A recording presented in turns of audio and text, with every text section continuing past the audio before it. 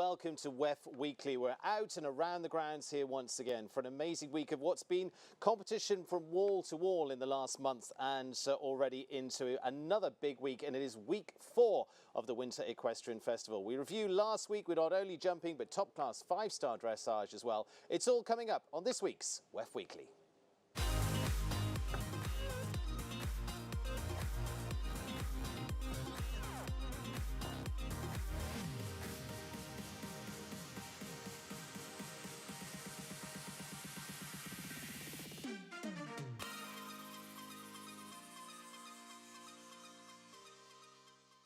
Welcome back, and it is sun shining, a little bit chilly here in southern Florida right now, but we are back, and I'd like to say LeMieux are our presenting sponsor once again this week for WEF Weekly. Worn by the best, they lead the way in saddle pad innovation, comfort, performance and style, trusted by top riders worldwide. Visit their website www.lemieux.com, and it is worn by the best. And, of course, all our supporting sponsors throughout. And this week, it is Mars Equestrian Week as well. A sponsorship division within Mars incorporated the link between the iconic brands and the equestrian community. For generations, Mars has celebrated a rich equestrian heritage and through purposeful partnerships. Mars Equestrian is committed to the sport and building an enduring legacy. From world-class competitions across the equestrian disciplines to stewarding the power of horses on society and sustainability. Mars Equestrian is dedicated to our purpose to improve the lives of horses, pets and the people who love them as well. Loving our live streaming right the way throughout the season as well, and bringing it to you is Dodd Technologies, engineering extraordinary experiences since 1983. Discover how to elevate your sports, entertainment and corporate events at doddtechnologies.com. And, of course, brought to you each week, our live stream supported by the USEF as well, supporting sponsor of our live stream in part with support from the US Equestrian Federation and the USEF network as well. A wonderful lineup of supporting sponsors throughout that bring you all the great competitions throughout the Winter Equestrian Festival. And last week, a little look back to the NetJets Grand Prix as well, but also on Saturday night, it was recognition too of first responders, of military and veterans, all taking their centre stage before the Grand Prix as well. So it added its own special theme to last week's competition too, and great to honour those all around the grounds, and many getting to meet them as well and see some of the work they do, and be involved, of course, with our local Sheriff's Department too here at Palm Beach as well. A wonderful honouring night here at the Winter Equestrian Festival, and Welly getting involved there as well, just in the back alongside our DJ on the night. So lots of music, lots of entertainment, and lots of great faces there as well that also help make our show happen here too. Well, making it all happen around the rings this week have been lots of our officials and lots of those getting involved, and there's been lots and lots of competition over the last 7 days as well. We're going to reflect on a little of that, and heading out around the grounds has been Lindsay Brock. Lindsay, where are we up to? What's been going on? Thank you, Stephen. Starting off in the amateur owner hunter divisions, Lexi Maunis and Rindy Dominguez both swept champion and reserve titles in their respective age groups at the 3-3 height. At 3-6, Melissa Jacobs riding Chaplin and Sheila Motley aboard Way with Words each took their respective tricolors. In the professional hunters, Jennifer Hannon had a banner week, taking home 4 division titles. After 4 weeks of competition, leading hunter rider standings have been released, with Victoria Colvin taking a 400-point lead over Scott Stewart on the professional side. And in the junior amateurs, Lily Herzog has a narrow lead over Parker Peacock, with only 23 points separating the two. In the jumper rings, qualifying began during WEF 3 for the Young Jumper Series final. In the Loves to Future Challenge 7-year-old division at 1.30 m, Richie Vogel rode Justine Kay for owner JR Show Stables to 2 wins to take the championship. Finals for young jumpers at 3 different heights will take place during WEF 10. That's it for what was happening around WEF during week 3. Back to you, Stephen. Thank you very much, Lindsay. And that's what's been happening around the grounds. We focus in on what's been happening in the international arenas. And I say arenas because it was 5-star dressage last week as well. But focusing in on the jumping ring. First up, I have 3 fabulous guests who've been flying along in the last few weeks as well. Starting first, Marilyn Little, Pan Am gold medalist. Marilyn, you have been in great form. Enjoying the first few weeks of WEF? Absolutely. We've got some great horses, some fantastic new students that have been a ton of fun, and some great support. So good team that I've come with. It's been really great to hit the ground running. I hope that it carries on. And you've been running. We're going to show some of that running around here in those jump offs as well. Chris Pratt, I'm delighted to say, joins us as well. Canadian international rider. Chris, it's great to see you on top here as well. Thanks for having me. You've been having a wonderful few weeks. Yeah, super. As same thing. I've got some nice horses going, and it's nice to be back in the big ring. And yeah, I'm really excited for the rest of the circuit too. We're going to talk Ideal a little later on as well. And an ideal start to the season for Lily Keenan. Lily, 2 Grand Prix wins now. NetJets Grand Prix last week. Yep. Palm Beach Grand Prix the week before. It's quite the start. Yeah, I would say that I'm starting how I intend to continue, I'd hope.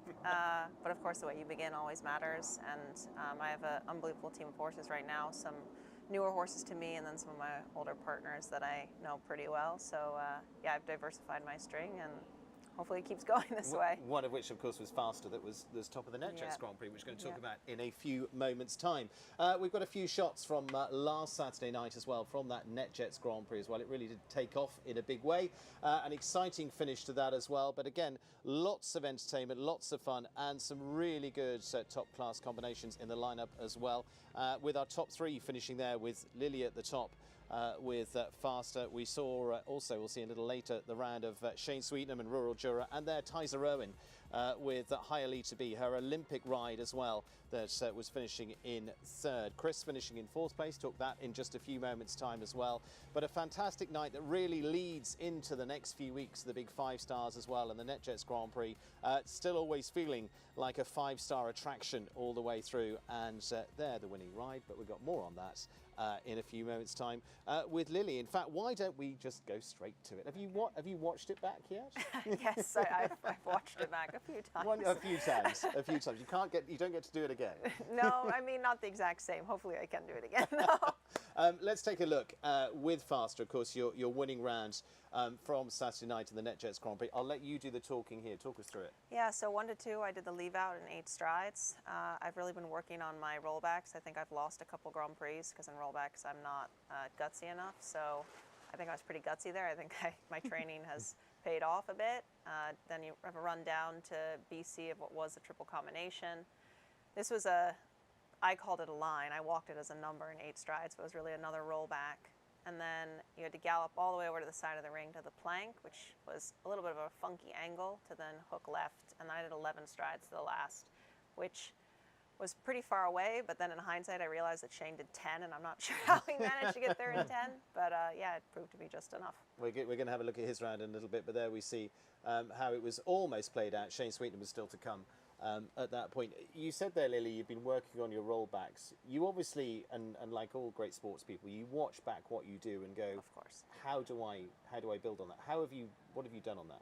So I tend to hold in the corner, especially when I'm trying to win a class and I don't want to knock a jump down. Yeah. I can hesitate for a second, and that millisecond will lose you the class. And I've been 2nd and 3rd a lot in the past year, which is great, but I'd obviously rather win, and in order to stay in the sport at a high level, you have to always try to keep getting better. So I walk the rollbacks. I actually walk a number around that full turn, and I try to force myself to push forward before I see exactly where I am. And when you have a horse like Faster that turns so quickly, and I know him so well, I've ridden him, this is going to be the 8th year for us together, it's a little bit easier to take that kind of risk and trust that the horse is going to figure it out. So has that been a sort of, if you like, physical thing or mental thing? Both. Yeah. Physically, I have to change a little bit my ride, but what would be holding me back is a mental kind of doubt. If you have any doubt, you're going to lose. And if you at least believe, it might not work, but you also might win. So it's worth the risk. You can go down fighting. Exactly. You started off, and we're going to go back on them in more detail later, but with 2 Grand Prix wins this season, it's obviously helping with the confidence there. For sure. I mean, when you're doing well, it improves your confidence, and then when you're confident, you're going to do well. So it feeds into itself. But it's unrealistic to think that it's going to just keep going that way without hiccups. In this sport, you're going to lose a lot more than you win, and you have to just accept that, but keep trying to win. And it's also why I take so much time to really plan out the season. I'm working backwards from the World Equestrian Games and trying to figure out when I peak each horse. The National Grand Prix that I won with Highway, that was the first week that I took that horse to a horse show, and only the 2nd class that we jumped. So obviously that was kind of gutsy that I did that, but I knew that the horse was a winner, and I'm trying to make most of the time that we have together and be smart about the classes that I enter each horse in. Marilyn, talking gutsy running, I mean, you've ridden eventing as well.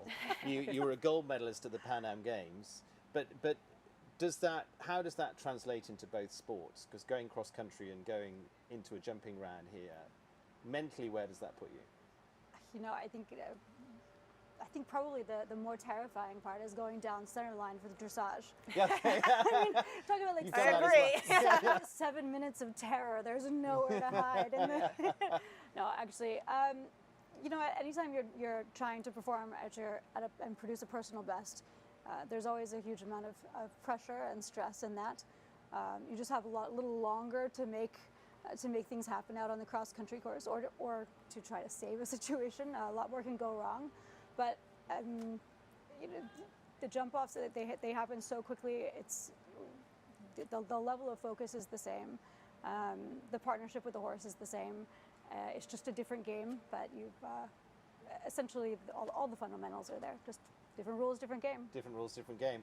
Playing the game as well on Saturday night with Shane Sweeten. Chris, I'm going to get you to have a little look at this one. Shane Sweeten's round with the 9-year-old rural juror, because I know you're pretty familiar with his team as well. Sure.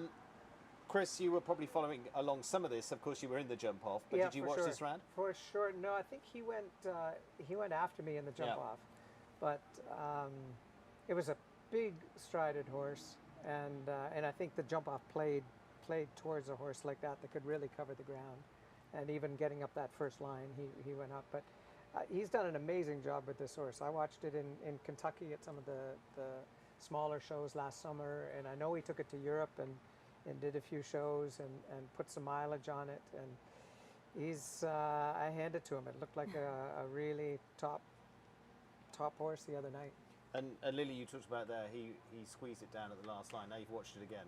Yeah, I mean, actually, I was told after I went that by a few people that watching him go, they thought for sure he was going to be faster, and I mean, I was for sure sweating after I went. I was trying not to watch too many jump after. But yeah, I think you have to use your horse's strength, and that's just an example of each horse has different things that they're good at and different things that maybe are not, you know, their biggest asset. So my horse has a huge stride. In some ways, he's kind of quite strong, to put it politely. But because we've been together for so long, I know him really well, and I'm able to guide him more than steer, I'd say. I was going to say, it's how you turn that strength into an asset. Exactly, yeah. And I think the rollback really to 3, watching that back, I think is what made the difference for me. Chris, let's talk your rounds as well. You finished in 4th place here. Ideal. You've been having a really good start to the season. He's been very consistent. Let's talk about this horse, because you said yourself a little earlier on, and it's great to be back. You were part of the World Championships in 06. We go back there to Aachen this year. Yeah. How are you feeling about everything? I'm really. I had the opposite. As little How many strides is that, Chris? I don't know, but I'm feeling really confident. This horse just keeps, you know, answering the questions. I was a long way from that oxer, and he picked up, and he really tries his hardest. I didn't count the number to the last 4, 5, 6. 10, You're 11, pushing the whole way though. I did 13 as fast as I could. The old shoulders were going there, Chris. Yeah, that's right. But he's got a huge heart. His heart is much bigger than his stride. Yeah. I think if we just keep playing with his confidence and keeping him unaware of what he can't do, I think he can jump some really nice classes for me in the future. All about belief. Yeah, that's right. And you're having fun doing right. it. I'm having a great time. Great time. It's really. Chris's renaissance. We're loving this. Let's take a little look at some of the issues around the course, and I'm going to put it that way because it was not an easy course. Peter Grant again did an amazing job on Saturday night. A couple of lines that really played a part: 6, 7, and 8 coming up through there. The skinny Tokyo fence, and then down that would keep dropping down here. We've got a little montage of that, and then the WeatherTech water tray after that. Chris, quite early on in the class, that was playing on a lot of minds. Yeah. What was your thoughts on it? Yeah, I thought after walking the course, I thought this course suits my horse perfectly because the first 6 strides was a little bit boxy, and that whole line from the Oxer to the Skinny to the Liverpool was all very much in the hand, and that's a bit his specialty, whereas the jump off was the opposite. But I was confident that he could jump that course clear, and he felt great in the warm up, and yeah, he just did everything I asked. Lily, another part of that was that double. That started to cause problems later on. What are your thoughts on that? Yeah, I mean, I think those obviously are the two key places that are most difficult in the course. Having that first line away from the in-gate in a straight line where you have no way to adjust by using track, that's always difficult. And then to finish going away from home with a flat distance to a double verticals, it's set a little on an angle. The horses, one, think they're done because you can see there that it's 13A and B, so they think that they're done after 12. If you wanted to do 8, you're on the inside track on an open stride going to a short double verticals, which is like the antithesis of the setup that you want for that type of combination, or you could stay out and risk a time fault doing 9. So I think it's a combination. The horses are a little tired. They think they're done. The riders are a little bit over it at that stage. It was a long course. And yeah, you flatten the stride quite a bit. So now you're going to have an exercise that's really about balance and collection and going away from home. Let's say Peter Grant doing a great job. Marilyn, what was your overall assessment of the class? Well, it really wasn't my night. It didn't go my way, but that's sports sometimes. You know, I thought when I walked it, I actually thought it might be a little bit bigger. I was a little bit surprised. I thought that some of the fences didn't really seem as massive as I expected for week 3. But those rails just kept coming all over the place, and it was really the very confirmed pairs and partnerships that you saw pulling off the clear rounds. Anytime Lily pulls out faster, you know that she's taking a serious shot at it, and I think it's like this is the bullet that I choose, and she's probably like, there was no chance, man. It was never gonna happen. You're playing for places. Absolutely. It's how it goes. But what a great place to be in that position and have a partnership like that. That type of course really tests that partnership. So it was a really exciting class to see, and I thought the jump off was, it was brilliant. And he did get a lot of rails, but he got them all over. Yeah. All over. It started to spread out in the end. We were having a bit of Heartbreak Alley early on, and then it sort of switched in the second half. And that can happen as you have the opportunity to watch more and more go. You get a little smarter. You have an advantage to go later. You always hope that you get to go after the drag break. You can really take advantage of that first section. So I think the riders had a benefit there. Yeah, it was really well done. I was talking to Aaron Ballard when we were walking the course, and I said, you know, I hate to say this, but did you think it would be bigger? And she said, yeah, but he's really tricky. You got to look out for him because he's really tricky. He's very clever, and he was. He got a great result. You mentioned there you've got to be in a good position. The way we do it here now in Wellington is the Grand Prix qualifier counts towards the Grand Prix, so you go in reverse order. Now the winner of the Grand Prix qualifier last week and the speed class on Friday was Bertram Allen. The Irishman had returned and in flying form, so he got 2 wins on the cards last week as well. Just to remind you of who was in the winner's circle last week too. Bertram on flying form with Eddie Blue in the qualifier. Didn't happen for them on that big night in terms of going into that finals pace and winning it, but certainly on great form there as they jumped some fabulous clears throughout the week and into the Grand Prix as well. And then, as I say, following it up with a speed win on Friday as well. So Bertram Allen, as we know, regular winner. In fact, this week is usually a big one for him, and in week 6 as well on the field. But wherever he goes around the world, the Irishman is usually very much in contention. So 2 wins for him and Aaron Ballard, as you just mentioned. 1 on Sunday as well in the Hermes Classic. So it was nicely spread around at the weekend in the end. But Bertram dominating during the week for him as well. And that was also leading us. You finished well in the Hermes Classic with a new horse that we're going to talk. Heidi. Heidi von Imhoff. Heidi, yes. Yes.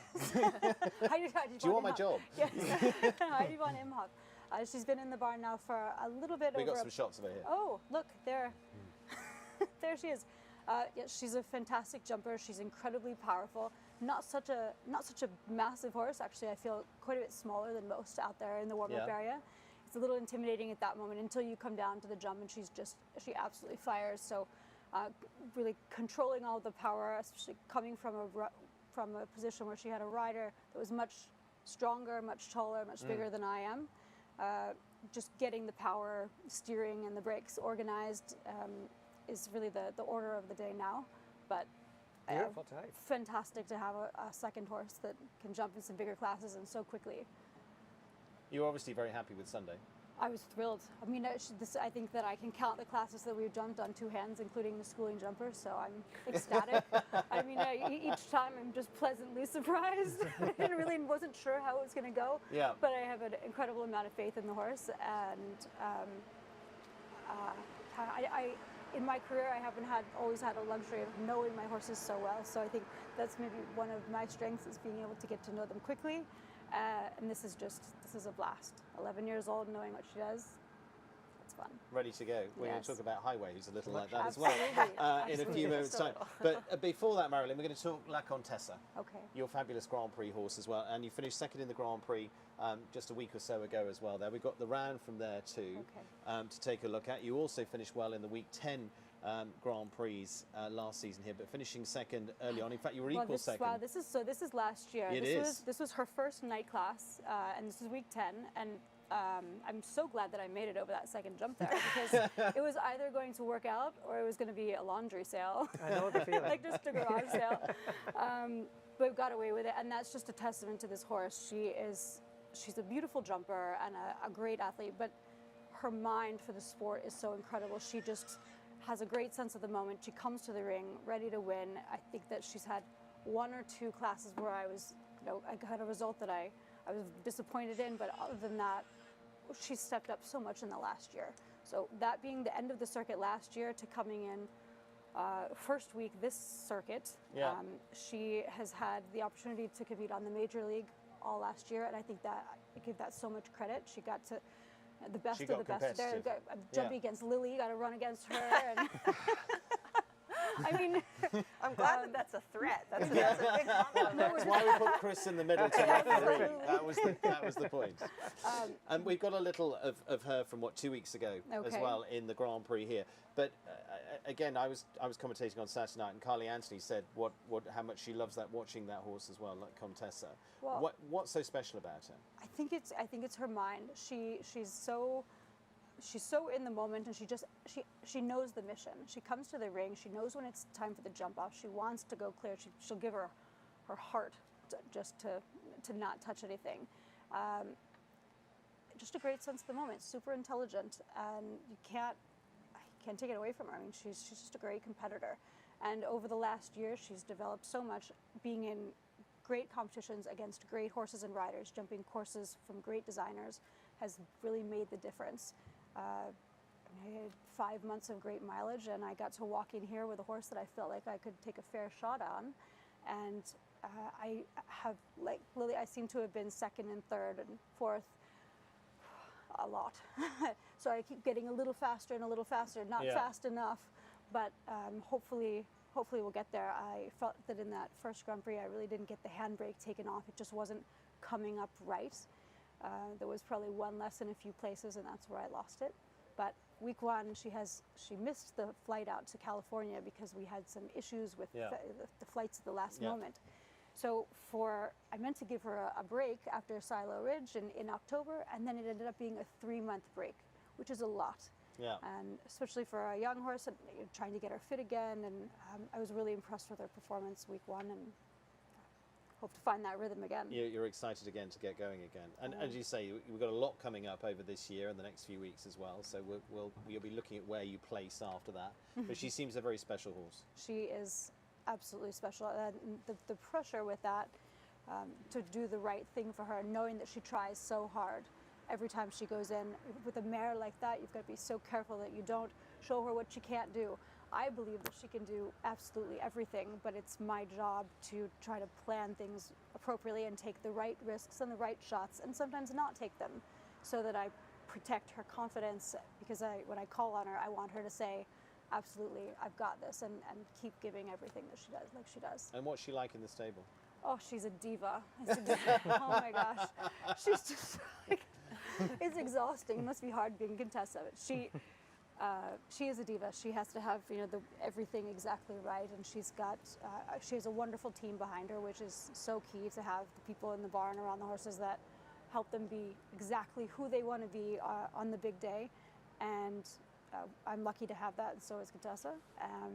But she's eccentric. Like, I think that most great horses, if they're going to be great or they are going to give you everything, there's, maybe they have some eccentricities that come along with them that you just have to tolerate. And I don't know if we allow those to further and grow because we make excuses for them, or if they have them because it's just something that comes along with great horses. They're great horses, great they have talent. a tick here or there. And, There's always something yes. that makes them special. But they're usually used to their advantage then, as you say. It's one of those things. Well, if you watch the warm-up area, you might take issue with that. I'm not sure. It's always to your advantage. I mean, occasionally you see some moves and some riders. It's a real lesson when you watch the riders' faces. Yeah. You don't want to upset the apple cart on a Saturday night, and you see some of the ticks or the eccentricities, and you just see the riders deal with them so well. And it's a real lesson in composure and choices and horsemanship, and I always get a kick out of that. I'm usually one of those people that's on the green one with feeling the pressure, we'll put it that way. Excellent. Looking forward to seeing more of her later in the season as well. Lemon is next to you, has no eccentricities at all. Lily, you were smiling away at that because horses are horses. They have personalities. Yeah. Let's talk your horses as well. We've got a few highlights from week 2. Initially, of course, with Highway. You haven't had a chance really to find out too much about Highway, but you've seen this horse so often. You've tried it. You've done all the things you need to. As you say, this was your first show together, but you were both ready to go. Yeah, obviously he's a stallion, so he was in quarantine here in America for a month, and that gave myself and my team some time to actually get to know him in not a pressure environment, which is actually maybe a blessing. He's an incredibly talented but also intelligent horse. Willem Greve produced him since he was 5 years old, and he obviously worked the horse beautifully. He's wonderful to ride, but he also taught him to win. He won the Dutch Masters. Exactly. Yeah. So when you get to ride a horse that has the accolades that one does before, you just really want to rise to the occasion and ultimately not get in his way. It's fantastic to see the combination together. Looking forward to many more Grand Prix. We've got the big 5 stars coming in the next few weeks. Yes. I'm not going to ask too many questions because everybody likes to keep their plan as they want to keep their plan. Let's also, as you say, just take a little look from Saturday night and from you were winner of the MS class on week 1 as well. Yes, on the Sunday afternoon too. Yes. But it was mentioned a little bit earlier on. You've got a really seriously deep string right now. Touching wood. Yeah, sitting touch here. wood. I have been working for years to really build a team of horses. Right now I have a little bit of an older group that's more experienced. For example, Fastener being kind of the highlight of that, and then also Argan the Belliard. I've had those horses for a number of years. Yeah. They know their job. Highway really adding to my string. I don't know him super well, but he knows exactly what he's doing. Yeah. And then I have a little bit of a younger group. So the horse that won that Hermes Classic, Chagrin the Moor, he's now 9 years old. He won the Youngster Cup in Aachen last year as an 8-year-old. So that was really an early highlight for him. That was definitely the biggest event he had ever jumped, and to that point, and it really confirmed for me that horse's future, and I'm really excited about him. So I have to kind of force myself to be patient and not push him too fast too soon. So I'm in a really privileged position to have the depth, and that doesn't just like happen by luck or overnight. I've been really planning that, trying to get young horses over the years and build that string. And we've talked a lot about Kent Farrington's string at the moment in the same way. It's not been an overnight. You look at anyone that does that. Chris, I'm going to talk to you about yours in a minute in the same way, but it's not 5 minutes, it's 10 years. Yeah, and you also have to know that even when you're on top and you have that super horse, you can lose it like that. Yeah. So you need to be thinking about next year and the year after, and then 4 years from now. And if you want to go to championships and sustain success over time, you want to enjoy the moment, but you also can't forget that you're going to have the next moment and the one after that. You're as good as the last one. Exactly. Chris, good last moments for you as well, finishing 4th in the Grand Prix there as well, but it's been a really good run for you. You're top 5 in the Grand Prix on week 2 as well. You finished 2nd in the Grand Prix qualifier back here in December. Talk to us a little bit about the string and Ideal ES right here. I've got, besides Ideal, who's 13 this year, I've got a super nice horse named Lollipop. Yeah. I've just been jumping I on the love the grass. name of that one. Jumping on the grass ring. He was clear with the time fault in the Grand Prix last week. Clear in the qualifier. I'll jump him again this week in the 4-star. I've got 2 very nice young horses, a 7-year-old and an 8-year-old that I'm a almost a year into production with. They were both the then 6-year-old was second in the finals in Traverse City last year. The 7-year-old won the 7-year-old finals. So those are, like we talk, ones that we need to build up, and we need to, you know, take all the necessary steps to get up to that higher level. And there's another, I have a little bit older mare that's jumping some of the bigger classes, who's got all the quality, has all the talent. She just needs a little bit of figuring out and to build a good relationship with her rider. But that gives me 5 horses to focus on at the moment, and yeah, it's feeling nice. Chris, talk to me a little bit about, because the last few years you've sort of been front and center. Like I said, you did world championships and through a whole load of team competitions, and then you took a little bit of a back seat for a little while. Yeah, and now I you've did. gone front seat again. Yeah. Talk to me about that. Well, it's interesting how this sport goes, and back then I had a very good owner with some very nice horses backing me, and we were showing a lot in Canada and a lot of the bigger shows. And then when that situation finished, I actually went to California, started a business in California, and since then I've really self-supported myself in the industry and owned my own horses and buying and selling horses and earning a living through the industry, teaching, coaching. I was in Europe for a couple of years. When I first came back to the U.S., that's when I worked with Shane Sweetnam, and I was mostly coaching. And he had 8 or 10 students that were doing the FEI classes, so he brought me in to help coach. And I love training and I love coaching, and that's I feel that I'm good at that as well. I'm a big fan of the sport, and I really like to figure out all the details of the courses and all the problems we can run into. And actually, I was training a rider with this two of the horses that I'm riding now, and I came in as his coach. He decided to change his direction in life. The owners of those 2 horses asked me to ride the horses, and I was thinking, well, you know, I'm mostly coaching and I'm mostly training right now, but you know, I'm not that old yet. Let's go. I got a few good years now. This is the great thing with this sport. There's still time. There's always time. Exactly, it's fine. Exactly. So I said, yeah. So we reorganized. They had 8 or 10 horses, and we're down to 5 or 6 horses now, and got some nice young ones, and sold some of the other ones as amateur horses. But this is a time where I can really take everything that I've learned and that I've seen through my career and put it towards not only producing the horses to that level, but riding at that level back in the bigger ring again. Is it easier when you're a little bit older and you've had that experience? Do you look back and I go, don't know. He doesn't mean getting out of bed in the morning. No, I mean, I jump out of bed in the morning now. I think it's much easier now for some reason. Yeah. I don't know. You know, in past years, I've always had the big business running that takes a lot of your attention in other directions. This is the first time that I can really put my focus. I do a little coaching, I do a little training still, but I can really put my focus. If I need to ride a horse for an hour and a half, I'll make an hour and a half to ride that horse. I don't have to go and you know, be at the ring there or be there. So I'm enjoying that process, but I would say it's easier now, Stephen. Yeah, work's fun. Yeah. Work is fun. It's meant to be fun. Yeah. It's not easy, but it's meant to be fun. Yeah. Marilyn, I mean, you've been through championships, as I say, you've been through 2 different disciplines. Do you look back and go, if I could tell myself something from 5 years ago? And 5 years ago. Oh my goodness. How about 25? I was thinking. I think I've been coming underneath that bridge for 30 years now. Yeah. Which is longer than a minute.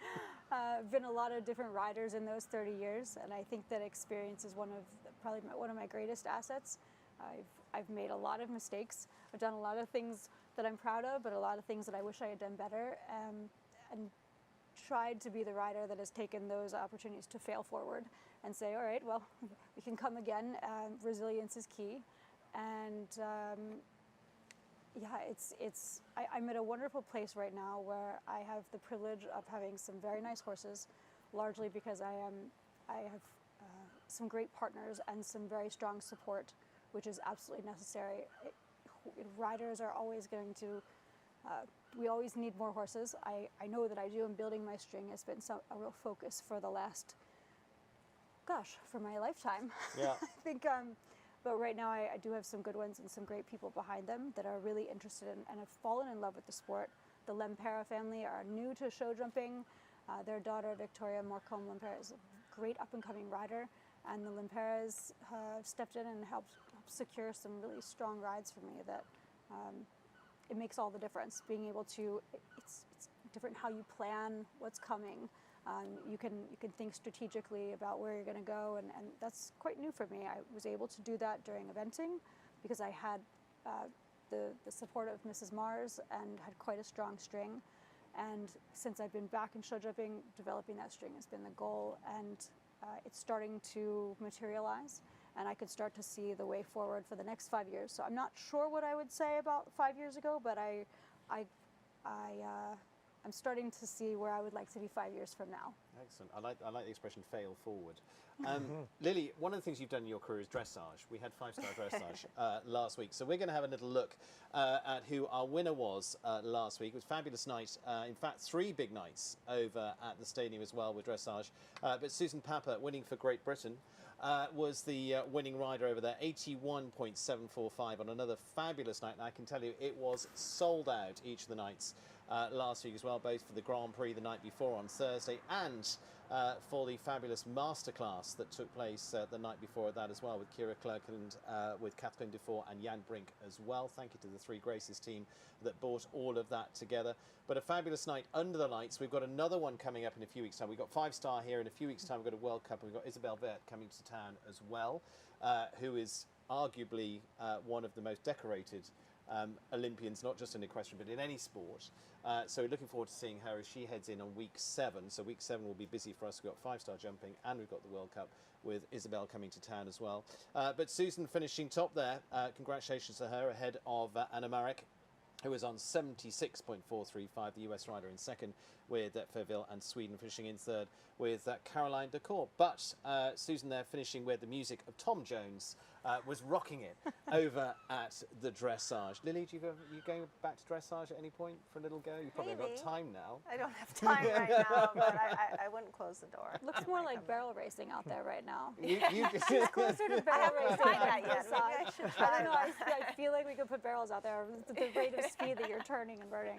You're the one amongst us that can go and do the dressage test. Absolutely nailed Oh, it down. I've seen her do it too.